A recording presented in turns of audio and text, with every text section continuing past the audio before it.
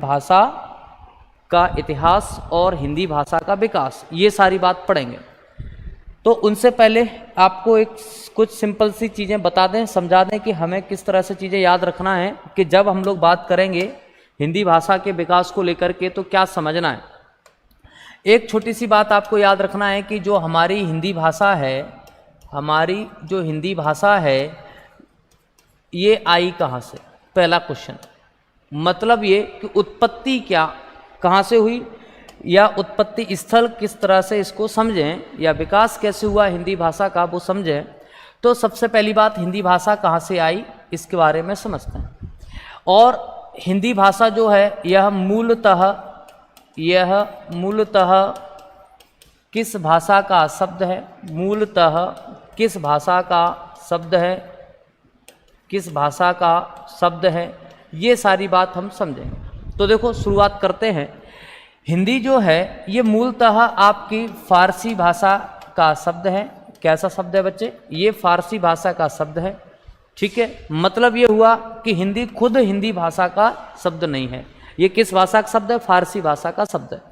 अब हिंदी भाषा कहाँ से आई, तो आप लोग पढ़े होंगे, जाने होंगे या पिछली क्लासेस में पढ़े हैं कि एक सिंपल सी लाइन या फैक्ट आप लोगों ने पढ़ा होगा, आदि भाषा जननी, आदि भाषा जननी किस भाषा को कहते हैं, किस भाषा को कहते हैं। तो हमारा आंसर आता है या हमें पता चलता है कि संस्कृत को कहा जाता है। किसे कहा जाता है? संस्कृत को कहा जाता है। तो सारी भाषाओं की जो उत्पत्ति हुई है वो किस भाषा से हुई है? तो आपका आंसर क्या होगा? संस्कृत भाषा से हुई है। और दूसरी बात, हिंदी मूलतः किस भाषा का शब्द है? तो आपने बताया फारसी भाषा का शब्द है। ये सारी बातें क्लियर हुई। 2 पॉइंट याद रखना है, हिंदी मूलतः किस भाषा से संबंधित है, तो हम बताएंगे संस्कृत से है। हिंदी मूलतः किस भाषा का शब्द है, तो आप बताओगे कि ये मूलतः है आपकी फारसी भाषा का शब्द है। क्लियर होगी बातें? ठीक है, अगली बात समझिएगा। अब हम बात यहाँ से करेंगे कि हिंदी भाषा के संदर्भ में, हिंदी भाषा के संदर्भ में चीज़ें को किस तरह समझा जाए। तो देखो यहाँ से एक पॉइंट और समझते हैं। जैसे हम जानते हैं कि हमारी सबसे प्राचीन जो भाषा है वो संस्कृत है, हमारी सबसे प्राचीन जो भाषा है वो संस्कृत है। संस्कृत भाषा के कारण या इसी भाषा में हम देखें परिवर्तन के कारण एक हमको इसका भेद मिलता है जिसको कहते हैं वैदिक संस्कृत। ये अभी आपको सीक्वेंस इसलिए बता रहे हैं, आपको आगे मदद करने वाला है, ठीक है। संस्कृत भाषा हमारे पास हुआ करती थी और इसी का एक थोड़ा सा परिवर्तित रूप है वैदिक संस्कृत। इसके बाद हमारे सामने आता है जिसको हम लोग कहते हैं लौकिक संस्कृत। क्या कहते हैं बच्चे? लौकिक संस्कृत। अब आपको कुछ बातें याद रखना है कि ये वैदिक संस्कृत में याद रखना, वैदिक संस्कृत में वेदों का संकलन किया गया था। किसका संकलन किया गया था? वेदों का संकलन किया गया। ये बात आपको याद रखना है, वेदों का संकलन किया गया। और वैसे ही लौकिक संस्कृत में याद रखो, यहाँ पे रामायण और महाभारत का संकलन किया गया। किसका संकलन किया गया? रामायण और महाभारत का संकलन किया गया, ठीक है। इसी तरह इसी क्रम में याद रखेंगे कि लौकिक संस्कृत के बाद में भाषा में थोड़ा सा फिर से बदलाव हुआ और एक भाषा हमको देखने को मिलती है जिसको कहते हैं पाली भाषा। क्या कहते हैं? पाली भाषा कहते हैं। और पाली भाषा की बात की जाए तो पाली भाषा में जानकारी मिलेगी आपको कि बुद्ध ने उपदेश दिया था। क्या जानकारी मिलेगी? पाली भाषा में किसने उपदेश दिया था? बुद्ध ने उपदेश दिया था। यानी कि बुद्ध की जानकारियाँ जो मिलती हैं वो किस भाषा में मिलती हैं? पाली भाषा में मिलती हैं। पाली की बात चलते हैं, थोड़ा सा परिवर्तन फिर हुआ तो आप इसको कहते हैं प्राकृत। क्या कहते हैं? प्राकृत कहते हैं। और प्राकृत में यदि आप किसी बुद्धिजीवी या विद्वान को देखते हैं तो यहाँ पे आपको महावीर स्वामी के उपदेश मिल जाते हैं, ठीक है। ये सीक्वेंस सिर्फ अभी इसलिए बता रहे हैं कि आगे हम जैसे इनको यहाँ से पढ़ना शुरू करेंगे तो चीज़ें थोड़ी सी सरल लगेंगी, सुनी हुई लगेंगी। और प्राकृत के बाद में भाषाओं में अपभ्रंश होता है, प्राकृत के बाद में भाषा में अपभ्रंश होता है, जिसे आप लोग कहते हैं अपभ्रंश का मतलब क्या होता है? तो आप कहेंगे बदला हुआ रूप, यानी कि बदला रूप को क्या कहते हैं? अपभ्रंश कहते हैं। और अपभ्रंश के बाद जो हिंदी मिलती है, अपभ्रंश के बाद एक हिंदी मिलती है, उसको कहते हैं हम लोग पुरानी हिंदी। क्या कहते हैं? पुरानी हिंदी। और पुरानी हिंदी के बाद आप देखेंगे एक सामने हमारे भाषा आती है और इसे कहा जाता है हिंदी। तो दोस्तों ये तो वो क्रम मैंने आपको बताया जहाँ से होकर के हमारी हिंदी भाषा, वहाँ से संस्कृत से शुरू करके वैदिक, वैदिक से लौकिक, लौकिक से पाली, पाली से प्राकृत, इस क्रम से होते होते हम आज वर्तमान में इस स्थिति में पहुँचे हैं। ये तो मैंने अभी क्रम इसलिए बता दिया क्योंकि आगे चल के आपको यहाँ से मदद मिलने वाली है। ठीक है, अब आ जाओ, यदि हम लोग आगे की बात करते हैं तो हम यहाँ से समझें थोड़ा सा, व्याकरण के बारे में। खैर हमें ज़्यादा कुछ नहीं समझना है क्योंकि हम लोग पिछली क्लासेस में थोड़ी सी चर्चा कर चुके थे। हम सीधे सीधे बात करेंगे आज भाषा के बारे में कि भाषा क्या है, किस तरीके से आपको याद रखना है, समझना है। ठीक है, तो देखें, सुनिएगा। आपको एक छोटी सी सरल सी बात याद रखना है जो मैं आपको बता रहा हूँ कि भाषा क्या है। तो आप यहाँ से इस तरह समझ लीजिएगा कि भाषा क्या है। तो भाषा है क्या? भाषा मूलतः, भाषा शब्द मूलतः, भाषा शब्द की बात कर रहे हैं, भाषा शब्द मूलतः संस्कृत भाषा के, मूलतः संस्कृत भाषा के भास धातु, संस्कृत भाषा के भास धातु से बनाया गया है। हमसे कभी एग्जाम में पूछे कि भाषा शब्द जो बना है वह किस मूल धातु से बना है, वह किस मूल धातु से बना है, तो हमारा आंसर होगा ये किस मूल धातु से बना है, तो आपका आंसर होगा ये बना है भास धातु से। किससे बना है? भास धातु से। और भास धातु का अर्थ क्या होता है? तब बच्चा आप बताओगे बोलना। क्या बताओगे? बोलना या कहना। क्या बताओगे? बोलना या कहना। तो कभी एग्जाम में किस टाइप का क्वेश्चन पूछ सकता है? तो क्वेश्चन ये आएगा, भाषा, ये क्वेश्चन लिख रहा हूं मैं, भाषा किस, भाषा ऐसा करके यहां से लिखते हैं, भाषा संस्कृत के किस मूल धातु से बना है? मूल धातु से बना है, मूल धातु से बना है। ये क्वेश्चन आपके एग्जाम में आएगा। ऑप्शन क्या आएंगे? ऑप्शन इस तरह से आ सकता है, भाखा, बी भाषा, सी भाख, डी भास। ये इस तरह के ऑप्शन आपके एग्जाम में आएंगे। क्लियर हो गया? अब आपको समझ आ गया ना, संस्कृत भाषा संस्कृत के किस मूल धातु से बना है। अब हमें आंसर करने में कोई कठिनाई नहीं होगी, हम तुरंत आंसर कर पाएंगे। ठीक है, ये बना है किससे? भास मूल धातु से बना है। और जिसका अर्थ क्या होता है, तो अब आपको पता चल गया, जिसका अर्थ होता है बोलना या कहना। तो भाषा जो है मूलतः संस्कृत की किस धातु से बना है? भाष से बना है, जिसका अर्थ भी आपको पता चल गया। ठीक है, अब यहां से समझो, अब यहां से एक बात और समझो, क्या समझना है? यहां से एक छोटी सी बात समझिएगा कि जो भाषा है इसको हम कैसे परिभाषित कर सकते हैं। ये जो भाषा है इसको हम कैसे परिभाषित कर सकते हैं, तो जरा सुनिएगा इसकी डेफिनेशन, किस तरह परिभाषित कर सकते हैं भाषा को। भाषा है क्या?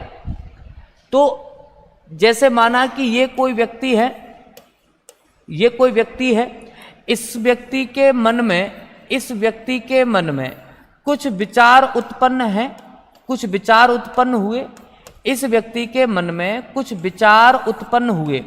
अब वो अपनी विचार या अपनी बात किसी को कहना चाहता है, किसी से बताना चाहता है। ये व्यक्ति अपने मन में उत्पन्न हुए भाव या विचार, कह लो, भाव भी कह सकते हैं, विचार भी कह सकते हैं। तो यह व्यक्ति अपने मन में उत्पन्न हुए भाव या विचार को सामने वाले से कहना चाहता है। ये मान लेते ये सेकंड पर्सन है, कोई दूसरा व्यक्ति है, अब ये इसको ये बात बताना चाहता है, तो कैसे बताएगा? तो अब आप एक बात तो जानते हैं कि ये व्यक्ति अपने मन की बात इसको बताने के लिए इसके पास दो संसाधन हो सकते हैं या दो संसाधन होते हैं। दो में नंबर एक तरीके बता रहा हूं। पहला तरीका क्या है कि भाई ये अपनी बात को बोल करके बता सकता है। क्या करके बता सकता है बच्चे? बोल करके बता सकता है। और दूसरा माध्यम क्या है या दूसरा तरीका क्या है? तो आप बताओगे। इसके पास एक दूसरा तरीका ये है कि मान लो बोल नहीं पा रहा या बोल नहीं सकता या ऐसी स्थिति में है कि साहब वो बोलने की स्थिति में नहीं है, तब वो अपने भाव या विचार को कैसे बताएगा? तब ये अपने भाव या विचार को बताएगा लिख कर। कैसे बताएगा? अपनी बात को लिख करके बता सकता है। तो आपने क्या देखा कि कोई व्यक्ति जिसके मन में कोई भाव या विचार उत्पन्न होते हैं तो वो बोल करके बता सकता है या लिख करके बता सकता है। लेकिन एक तीसरा भी माध्यम है, इसको हम लोग कहते हैं सांकेतिक। संकेत के रूप में कैसे बता सकते हैं? संकेत के रूप में भी बताया जा सकता है। किस रूप में बता सकते हैं? संकेत के रूप में भी बता सकते हैं, ये बात याद रखिएगा। तो अब समझो आप। लेकिन एक बात तो अभी भी तनाव की है, टेंशन वाली बात है क्या?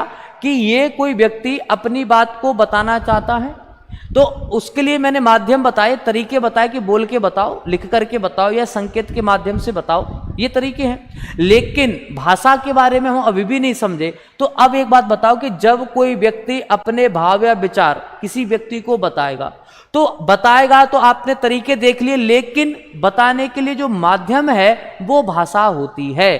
क्या? माध्यम को ही क्या कहते हैं? भाषा कहते हैं। तो यहां से आप परिभाषा कह सकते हो कि कोई व्यक्ति अपने भाव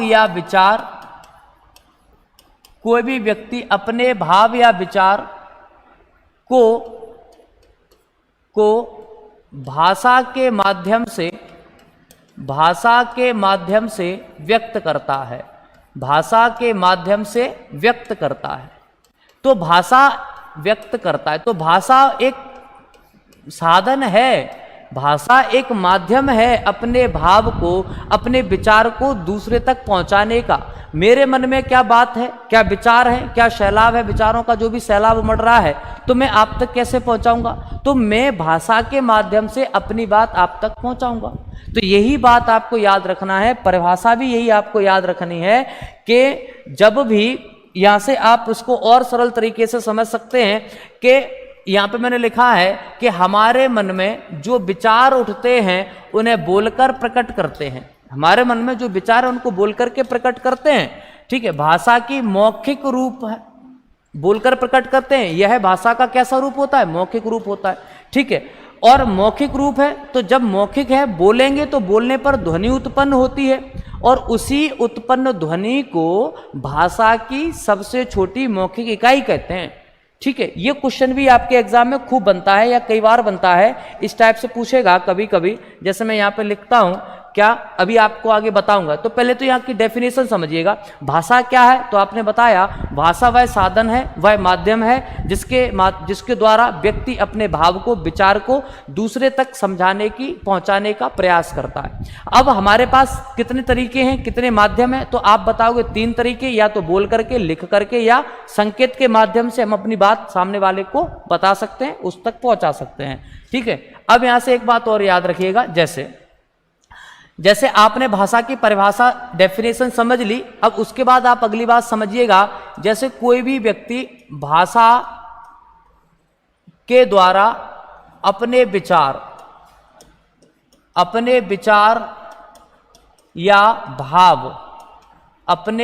या भाव को क्या करता है? व्यक्त करता है। ठीक है, अपने विचार भाव को क्या करता है? व्यक्त करता है। ठीक है, समझ में आई बात? लेकिन अब एक बात समझना, भाषा क्या है आपके लिए? सिर्फ एक माध्यम है।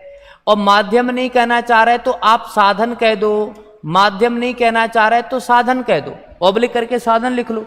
ठीक है, अब यहां समझना, जैसे ही किसी व्यक्ति ने भाषा का प्रयोग किया और भाषा का प्रयोग करेगा तो बोलेगा, और उसके बोलने से क्या होगी? ध्वनि उत्पन्न होती है। जब कोई भी व्यक्ति बोलेगा, मैं बोल रहा हूं तो मेरे बोलने से ध्वनि उत्पन्न हो रही है, तो मेरे बोलने से ध्वनि उत्पन्न हो रही है। तो यहां से एक क्वेश्चन बन जाता है, बताएं मौखिक भाषा की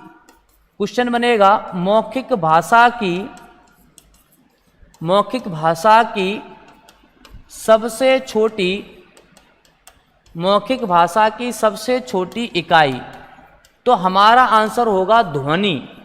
मौखिक भाषा की सबसे छोटी इकाई क्या होती है? ध्वनि। क्यों होती है वो समझो आप।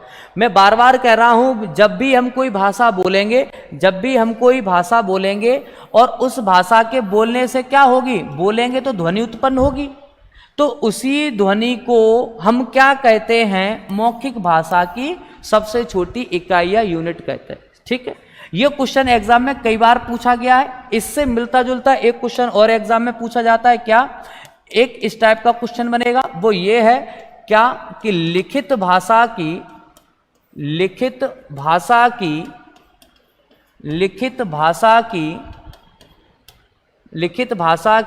सबसे छोटी इकाई, लिखित भाषा की सबसे छोटी इकाई। तो आंसर करेंगे आप वर्ण।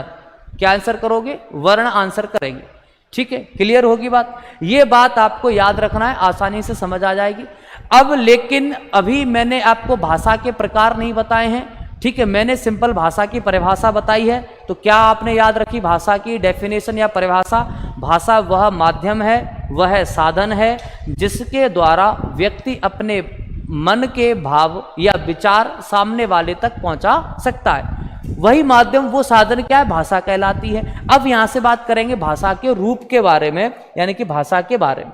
ठीक है, तो चलिएगा, देखो यहां से समझते हैं, यहां से बात करते हैं भाषा के बारे में। तो देखो, कभी भी आपसे एग्जामिनर या एग्जाम में क्वेश्चन आए, एग्जाम में क्वेश्चन नहीं आए तो आप कैसे याद रखेंगे? तो यहां देखिएगा, जैसे यहां पे मैंने लिखा कि भाषा के प्रकार या भेद, भाषा के प्रकार या भेद। ठीक है, अब समझना बात को आप। भाषा के प्रकार या भेद में मैंने क्या बताया? अभी थोड़ी देर पहले मैंने ये कहा, जब भी कोई व्यक्ति अपनी बात को किसी तक पहुंचाना चाहता है तो मैंने बताया पहला तरीका बोल करके, दूसरा तरीका लिख करके। ठीक है, अभी थोड़ी देर पहले बताया था तीसरा तरीका मैंने बताया संकेत के माध्यम से। तो हमारे पास 3 तरीके होते हैं कि हम अपनी बात को सामने वाले व्यक्ति तक समझा सकते हैं, बोलकर, लिखकर और संकेत के माध्यम से। ठीक है, बोल करके यानी कि जब आप पहले वाले का प्रयोग करते हैं, जब आप अपने विचार को, यहां लिख दूं मैं, अपने विचार या भाव को बोलकर व्यक्त करते हैं। क्या करते हैं? बोलकर व्यक्त करते हैं, बोलकर व्यक्त करते हैं। तो हम इसे क्या कहते हैं? तो हम इसे कहते हैं मौखिक भाषा। क्या कहते हैं बच्चे? मौखिक भाषा। क्लियर? और अगली बात समझो, जब आप अपनी बात, अपने विचार, अपने भाव को लिख करके व्यक्त करते हैं, हम या मैं जब अपनी बात को लिख करके व्यक्त करता हूं तो उसे क्या कहते हैं बच्चे? लिखित भाषा का रूप कहते हैं। यहां पे हम इसी तरह से इसको भी लिख सकते हैं। क्या? विचार या भाव को लिखकर व्यक्त किया जाए, लिखकर व्यक्त किया जाए तो उसे क्या कहा जाएगा? तो उसे कहा जाएगा भाषा का कौन सा रूप? तब आप आंसर करेंगे लिखित रूप। कैसी भाषा बनेगी बच्चे? वो बनेगी लिखित भाषा। कैसी बनेगी? लिखित भाषा बनेगी। अब यहां पे देख लें तीसरा प्रकार क्या है? जब हम बोलकर या लिखकर, बोलकर लिखकर अपने विचार, अपने भाव या विचार व्यक्त न करते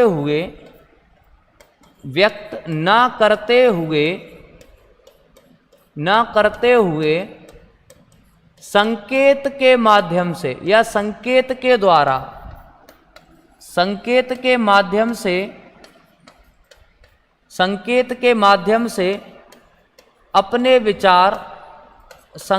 के माध्यम से अपने विचार व्यक्त करते हों, व्यक्त करते हों तब उसे क्या कहते हैं?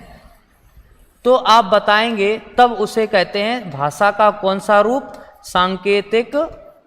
तब उसे कहते हैं भाषा का कौन सा रूप? सांकेतिक भाषा।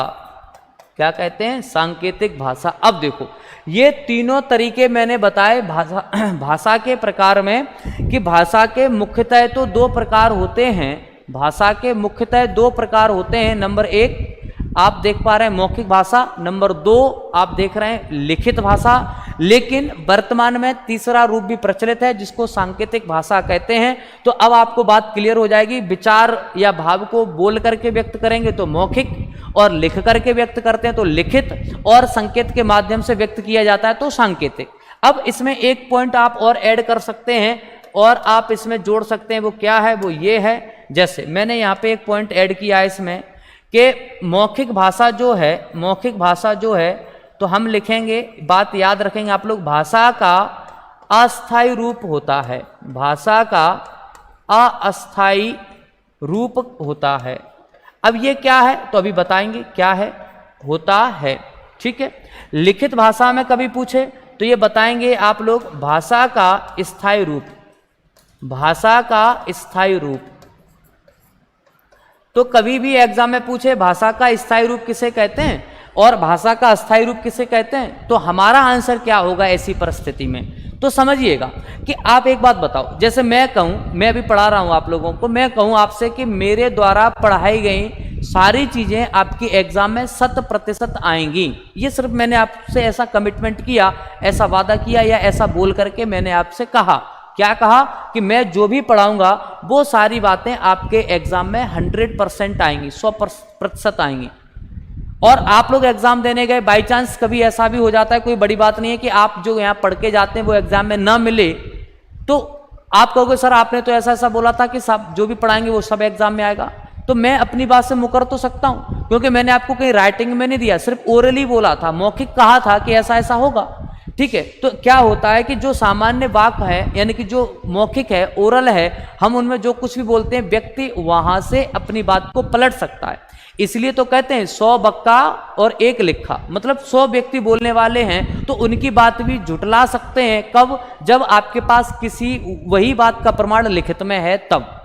ठीक है। लेकिन तो भाषा का अस्थायी रूप किसको कहेंगे आप? तो आप कहोगे भाषा का अस्थायी रूप क्या होता है, तो आपने बताया मौखिक भाषा। ठीक है। और लिखित भाषा कैसी है? ये आपकी परमानेंट स्थायी भाषा। एक बार ये बोर्ड पे लिख दी और यही चीज आपके रजिस्टर में मेंटेन हो जाएगी। रजिस्टर में आप लोग लिख लोगे तो ये परमानेंट लिखी गई कि नहीं।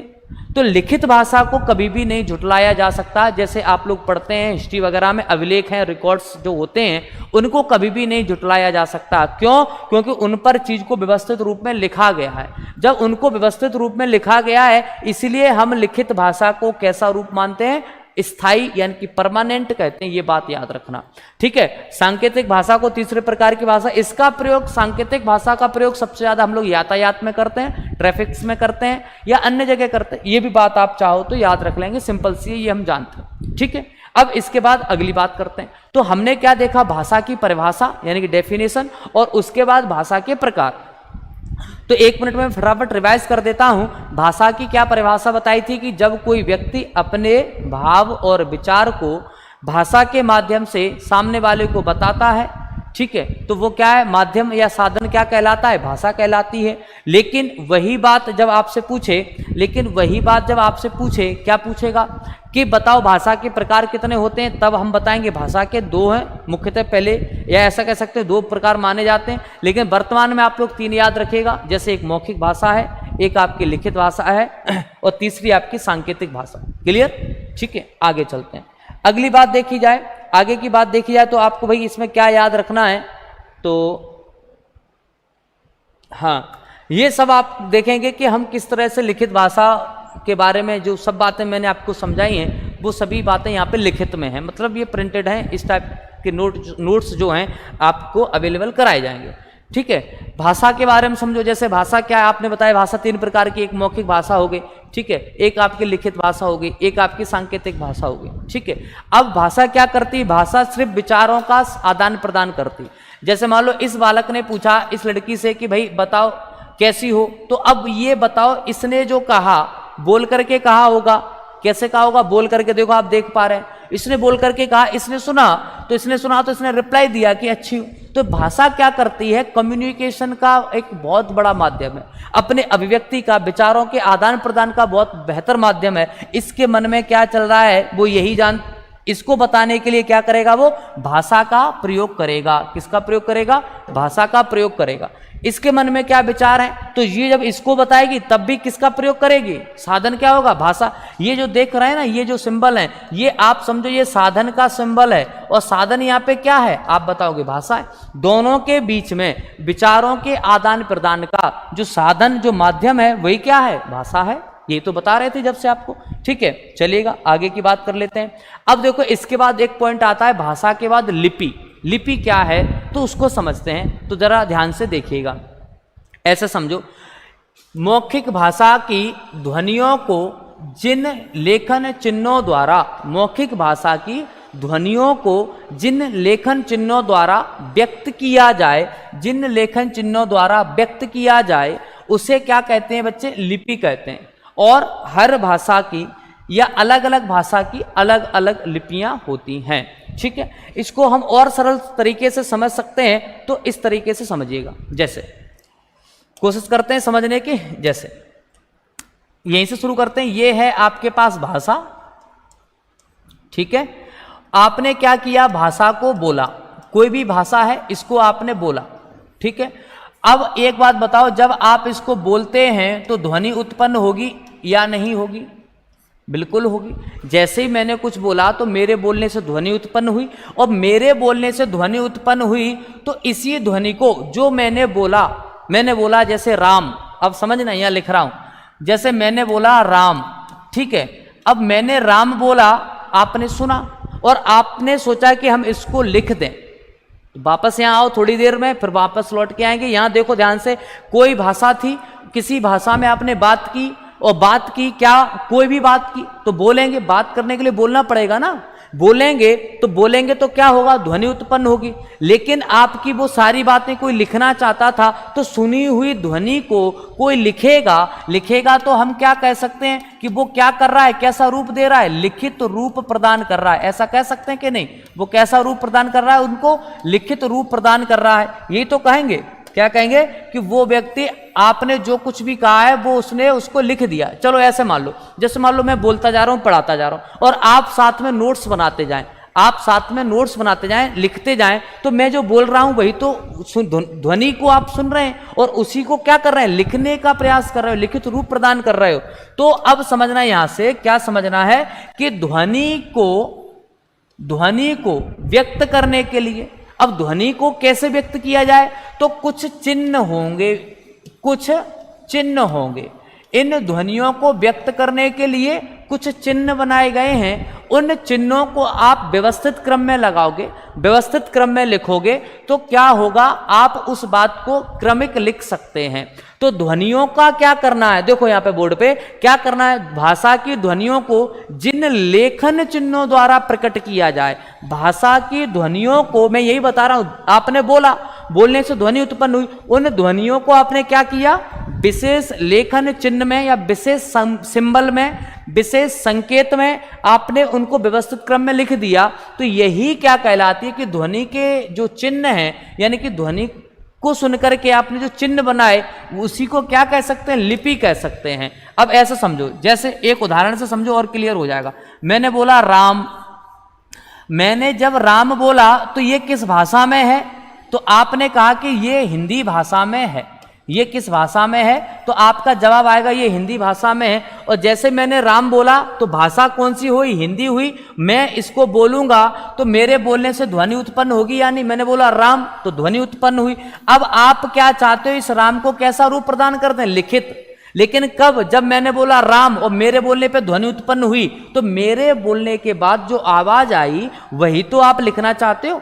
अब उसके लिए क्या करना पड़ेगा, मैंने बोला राम तो आप लिखोगे सबसे पहले राम, रा तो बड़ा रा, फिर आपने बड़ा आ की मात्रा लगाई, फिर आपने मां बनाया, और ऐसे करके एक क्रम में व्यवस्थित कर दिया।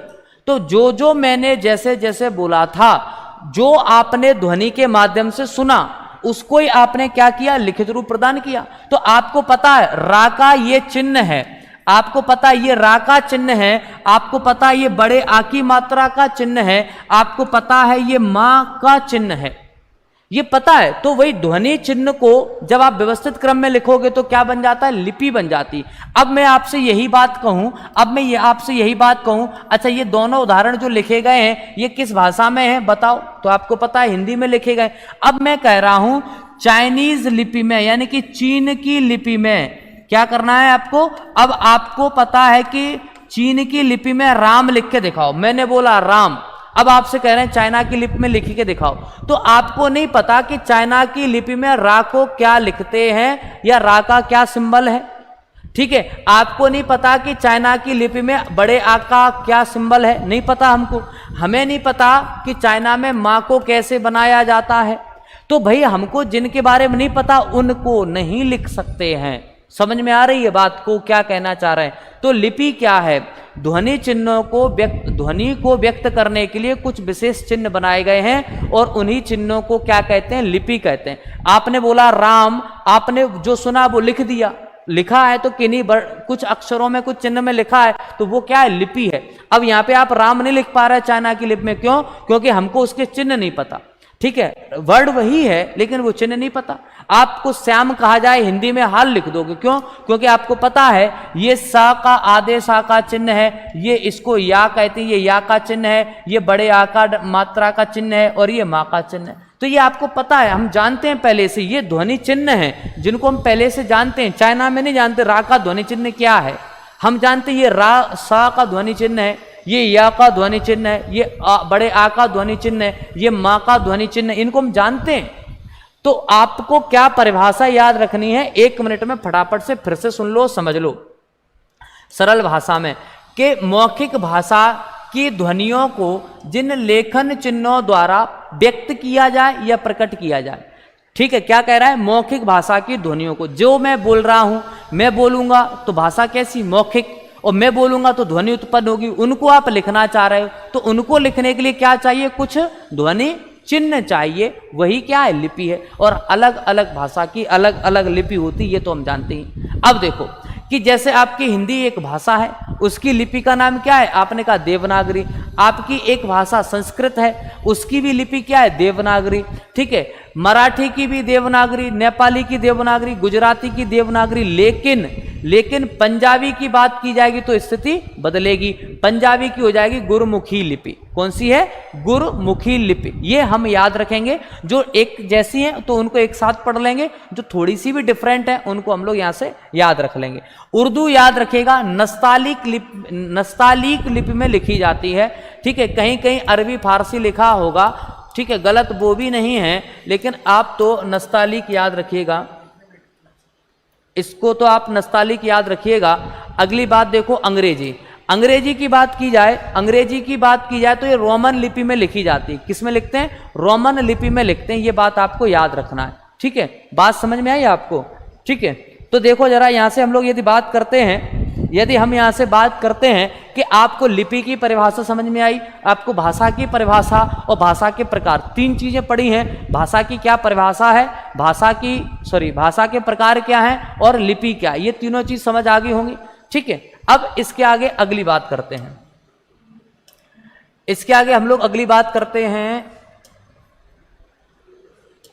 देखो ये पुरानी लिपि के चिन्ह हैं, कुछ ये पुरानी लिपियों के चिन्ह हैं जो हम लोग इनको डिकोड नहीं कर सकते, इनके लिए हमें विशेष अध्ययन करना पड़ेगा कि पुराने जमाने में यानी कि प्राचीन काल में किस तरह से लोग लिखते पढ़ते थे। जैसे आप लोगों ने पढ़े होंगे, आप लोगों ने क्या पढ़ा होगा कि आपकी एक राजा हुए थे अशोक के शासन काल में जो प्रमुख लिपियां चलती थी, जैसे एक ब्राह्मी का खूब चलन था, अरमेमाइक वहाँ की फेमस लिपि थी, अरमेमाइक, ठीक है। यूनानी के साक्ष्य मिलते हैं, खरोष्टी के भी मिल जाते हैं। तो ये अशोक के समय की कुछ लिपियों के उदाहरण हैं, यूनानी, खरोष्टी, ब्रह्ममाइक, ठीक है। ये सभी हम लोग याद रखेंगे।